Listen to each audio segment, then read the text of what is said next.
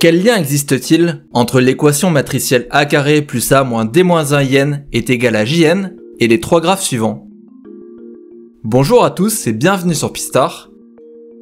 Le théorème d'Hoffmann-Singleton, dont traite cette vidéo, est un théorème de théorie des graphes.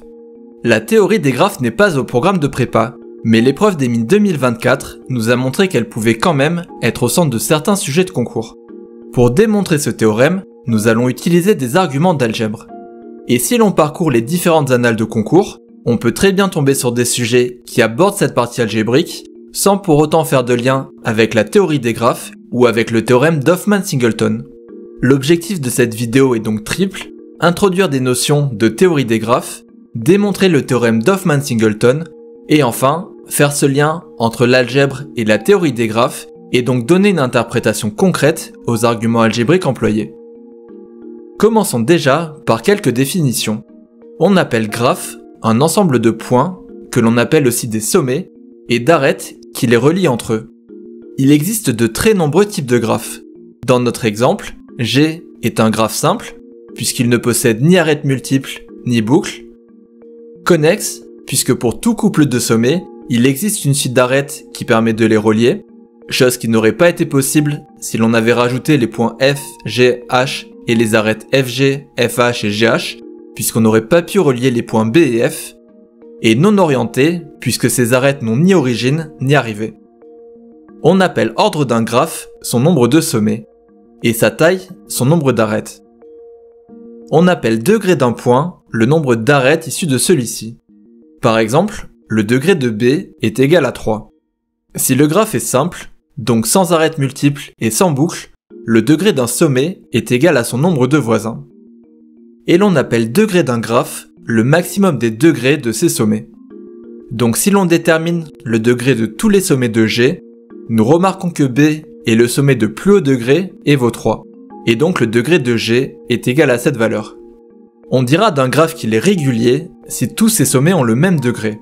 Par exemple, le pentagone est un graphe régulier de degré 2.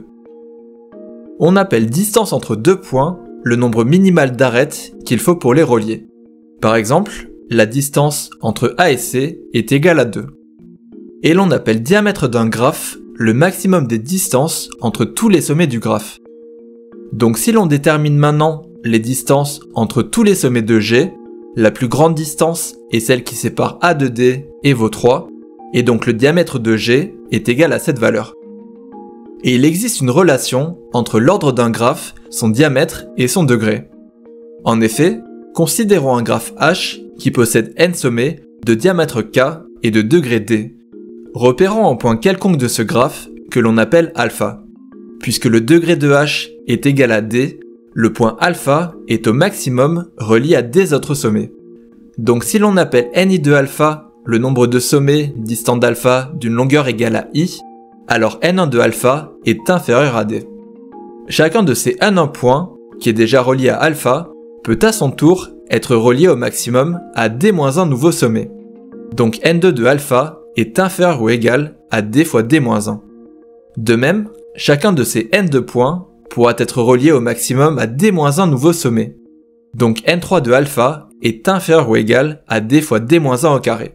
Et ainsi de suite, jusqu'à majorer le nombre de points qui sont distants d'alpha d'une longueur égale au diamètre par d fois d-1 puissance k-1. Donc le nombre de sommets que possède H est égal à 1, qui représente le sommet alpha, plus l'ensemble de tous ses voisins qui sont distants d'une longueur comprise entre 1 et k, et grâce aux inégalités que l'on vient d'établir, on peut majorer ce nombre de sommets par la quantité 1 plus la somme pour i de 1 à k des d fois d-1 puissance i-1. Et dans cette vidéo, on va s'intéresser aux graphes qui sont réguliers et dont le nombre de sommets est égal à cette quantité, c'est-à-dire aux graphes qui possèdent un nombre maximal de sommets pour k et d fixés. On appellera alors ces graphes des graphes de Moore, en référence au mathématicien Edward Forrest Moore qui les a introduits. En particulier, lorsque le diamètre d'un graphe de Moore est égal à 2, alors son nombre de sommets est égal à 1 plus le carré de son degré. Par exemple, le pentagone est un graphe de Moore de diamètre 2 et de degré 2. Puisque chacun de ces sommets a bien deux voisins, il est possible de relier n'importe quel couple de sommets par un chemin de longueur O plus égale à 2, et son nombre de points est égal à 1 plus 2 au carré. Le graphe de Petersen est lui aussi un graphe de Moore de diamètre 2, mais de degré 3, puisque chaque point possède maintenant 3 voisins. Mais on peut là encore relier n'importe quel couple de sommets par un chemin de longueur O plus égal à 2, et son nombre de points est égal à 1 plus 3 au carré. Plus complexe, le graphe d'Hoffman-Singleton est lui aussi un graphe de Moore de diamètre 2, cette fois de degré 7. Et l'on peut penser qu'il existe une infinité de graphes de Moore de diamètre 2, mais en réalité pas du tout. Et Hoffman et Singleton ont démontré que ceux-ci devaient forcément être de degré 2, 3, 7 ou 57. Comme on vient de le voir, on connaît déjà des graphes de diamètre 2, 3 et 7. Mais pour le moment, aucun graphe de Moore de diamètre 2 et de degré 57 n'a été trouvé. On sait en tout cas qu'un tel graphe posséderait 3250 points. Passons maintenant à la démonstration de ce théorème. Et pour ce faire, on va déjà commencer par créer un pont entre la théorie des graphes et l'algèbre. Considérons un graphe G qui est composé de 5 points B, C, D, E, F que l'on numérote de la façon suivante. B est le premier point, C le deuxième, D le troisième, et ainsi de suite. À noter que cette numérotation est purement arbitraire et n'aura aucune influence sur les propriétés que l'on va établir par la suite. On va maintenant associer à ce graphe une matrice A, que l'on appelle sa matrice d'adjacence, de sorte que le coefficient à la i-ème ligne et à la j-ème colonne soit égal au nombre d'arêtes qu'il existe entre les points I et J. Donc la matrice d'adjacence de G est la suivante, et par exemple, le coefficient A12 est égal à 1 puisqu'il existe une arête et une seule qui lie B à C, qui est aussi une arête qui lie C à B puisque le graphe n'est pas orienté, et donc le coefficient A21 est lui aussi égal à 1. Et à l'inverse, les coefficients A42 et A24 sont nuls puisqu'il n'existe aucune arête entre C et E. On peut alors faire deux remarques concernant cette matrice. La première, c'est que pour un graphe non orienté, elle est symétrique. Et la seconde, c'est que si l'on considère l'une de ces lignes, qui est donc associée à l'un des sommets du graphe et qui rend compte du nombre d'arêtes qu'il existe entre ce sommet et les autres, alors la somme des coefficients présents est égale au degré de ce sommet. En particulier, si le graphe est simple et régulier de degré D, alors chaque ligne comportera un nombre D de 1 et la somme des coefficients de chacune des lignes sera égale à D.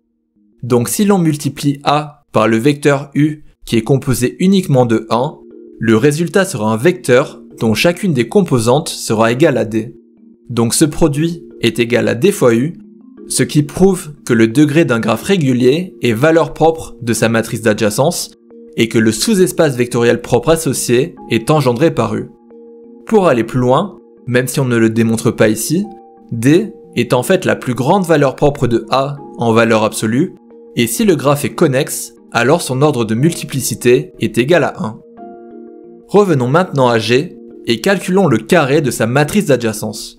Les coefficients de cette matrice vont aussi nous être grandement utiles, puisqu'ils nous renseignent sur le nombre de chemins de longueur 2 qu'il existe entre deux points. Par exemple, le coefficient A22 est égal à 3, puisqu'il existe 3 chemins de longueur 2 qui relient C à C. Un premier chemin CB-BC, un deuxième CD-DC et un troisième CF-FC. De même, le coefficient A24 est égal à 2, puisqu'il existe 2 chemins de longueur 2 qui relient C à E. Un premier chemin CF-FE et un second CD-DE. Cette propriété se généralise en fait pour toute puissance de A, puisque le coefficient IJ de A puissance n correspond au nombre de chemins de longueur n qu'il existe entre I et J. On prouve cette propriété par une récurrence qui ne sera pas détaillée ici, mais pour comprendre ce qu'il se passe à l'ordre 2 qui nous intéresse ici, s'il existe un chemin de longueur 2 entre les points I et J, c'est qu'il existe au moins un point L tel que les arêtes IL et LJ existent. Donc les coefficients de la matrice d'adjacence AIL et ALJ sont différents de 0 et leur produit aussi. Or, lorsque l'on calcule A carré, le coefficient à la i-ème ligne et à la j-ème colonne est par définition du produit matriciel égal à la somme pour k de 1 à n des AIK fois AKJ. Et en faisant cette opération, on vient en fait dénombrer le nombre de produits AIK AKJ non nuls, donc le nombre de points K tels que les chemins IK et KJ existent simultanément, et donc le nombre de chemins de longueur 2 qu'il existe entre I et J. Maintenant qu'on a posé ces bases, tâchons de voir à quoi ressemblerait A, la matrice d'adjacence d'un graphe de Moore de diamètre 2. Puisqu'un graphe de Moore est régulier de degré D, alors la somme des coefficients de chaque ligne de A est égale à D, qui sera valeur propre de cette matrice. De plus, un graphe de Moore vérifie l'équation n est égale à 1 plus d carré et a donc un nombre maximal de sommets pour d fixé. Il ne possédera donc ni boucle, ni arêtes multiples, qui sont des arêtes qui augmentent le degré des sommets sans en générer de nouveaux. Donc les coefficients diagonaux de A seront nuls, tout comme sa trace, et les autres coefficients ne pourront valoir que 0 ou 1. Enfin, il est clair qu'un graphe de Moore n'est pas orienté, puisque l'orientation augmente soit le diamètre d'un graphe, soit nécessite des arêtes supplémentaires, et donc d'augmenter le degré des sommets pour le conserver. A sera donc symétrique et diagonalisable. Un graphe de Moore vérifie aussi deux autres propriétés un peu moins évidentes. La première, c'est que si deux sommets sont voisins, alors ils n'auront pas de voisins en commun, puisqu'une telle situation ne permet pas d'optimiser le nombre de sommets pour défixer.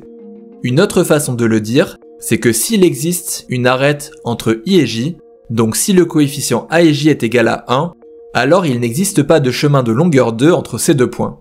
Donc il n'existe aucun élément K, tel que les arêtes IK et KJ existent simultanément, et donc le produit AIK-AKJ sera nul. La seconde propriété, c'est que si I et J ne sont pas voisins, donc si l'arête A et J n'existe pas, alors il n'existe qu'un seul chemin de longueur 2 qui les relie. C'est-à-dire qu'il n'existe qu'un seul élément K, tel que les arêtes IK et KJ existent simultanément, et donc tel que le produit AIK-AKJ soit égal à 1. Et toutes ces propriétés que l'on vient d'établir vont nous permettre de démontrer que la matrice d'adjacence d'un graphe de Moore de diamètre 2 vérifie l'équation matricielle A carré plus A moins D moins 1 IN est égal à JN, avec JN, la matrice Attila, composée uniquement de 1. En effet, considérons la somme A carré plus A, et intéressons-nous aux coefficients diagonaux de ces deux matrices. Nous savons d'ores et déjà que ceux de A sont nuls. Concernant ceux de A carré, les alpha II sont par définition égaux à la somme pour K de 1 à N des AIK fois AKI, qui valent AIK fois AIK, puisque A est symétrique, soit AIK au carré, ou encore AIK, puisque A n'est composé que de 0 ou de 1.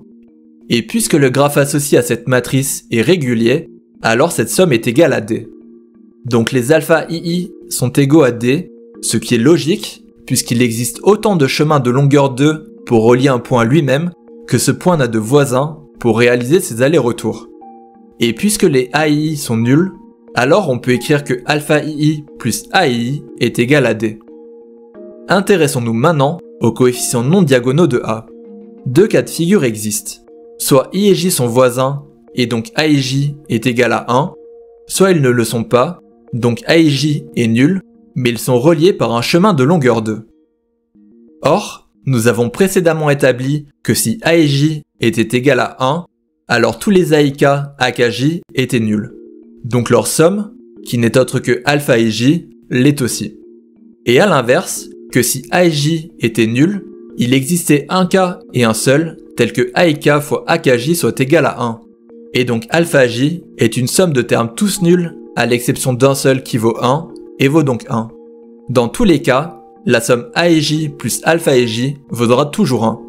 Et on peut réconcilier cette équation avec celle que nous avons obtenue plus tôt, en disant que pour tout IJ, AIJ plus alpha IJ est égal à 1 plus delta IJ fois D-1, avec delta IJ, le symbole de Kronecker, qui vaut 1 si I est égal à J et 0 sinon. Ce qui se traduit matriciellement par l'équation A carré plus A moins D-1 IN est égal à JN. Cette équation va alors nous être très précieuse puisqu'elle nous permet de caractériser les valeurs propres de A. En effet, considérons lambda une valeur propre de A et x un vecteur propre qui lui est associé. Si l'on multiplie l'équation matricielle par x, alors A carré fois x est égal à lambda carré fois x, AX à lambda x, et en factorisant par x, on obtient que Jn fois x est égal à lambda carré plus lambda moins D-1 fois x.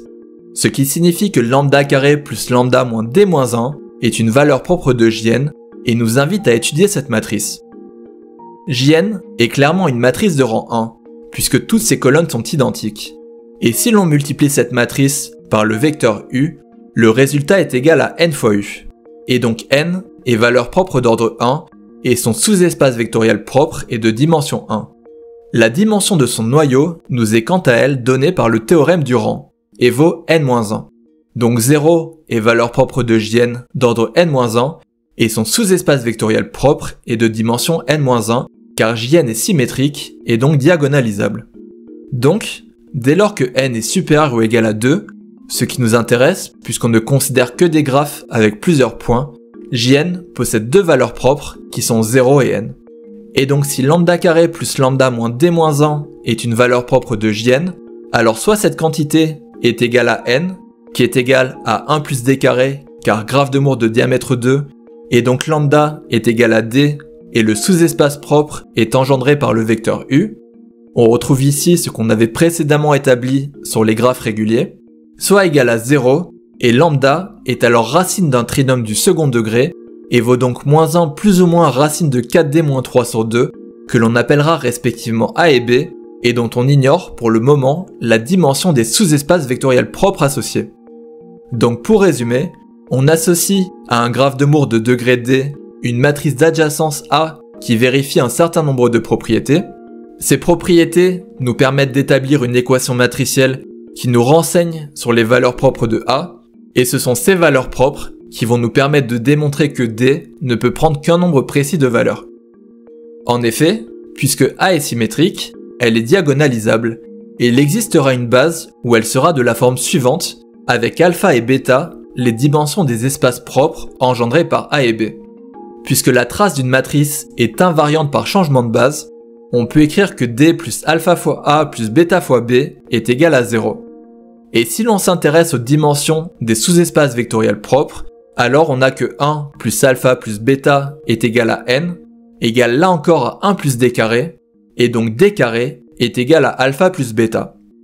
On obtient ainsi un système à 2 équations et 5 inconnus, que l'on peut ramener à 3 inconnus en se rappelant que A et B sont fonctions de D.